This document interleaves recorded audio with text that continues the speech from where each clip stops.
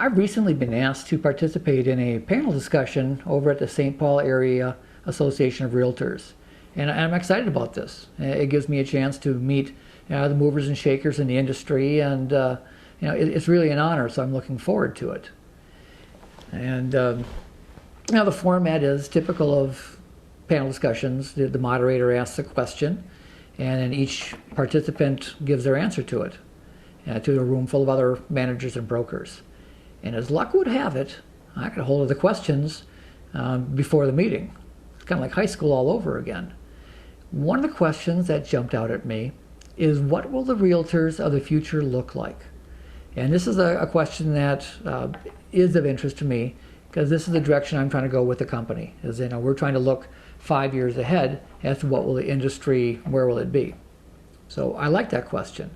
And my guess is that we're going to hear answers from the other participants about, the new agents will be younger, more tech savvy, able to read small print, things kind of along the youthfulness lines. And so here's my take on that question. And you need to bear with me, because I will eventually get to it. But first I want to talk about some of my concerns about the industry itself. I'm concerned that in some ways we may go the route of the railroad conductor, that we will no longer be needed, we will no longer be relevant to the industry. And one of the reasons I say this is that I recently had the opportunity to work with a couple of buyers. And these buyers were in their mid-20s. There's actually two different groups of them. They were personal referrals, so I couldn't refer them out to agents like I normally would do. But it was an eye-opening experience, I'll tell you. Typically when I work with clients, we have the information, we have the experience, we know how to negotiate. There's a lot of value, intrinsic value, to the transaction. But that was not the case in both of these relationships. The buyers looked online, they found their own properties, they said, these are the properties we want to go see. And we did. They did research on it, further research to quantify what they're looking for. When it came time to make the offer, they didn't ask for the advice that you normally would expect. They were pretty much, here's the price, here's the terms, here's what we're willing to offer. And it's kind of a take it or leave it situation.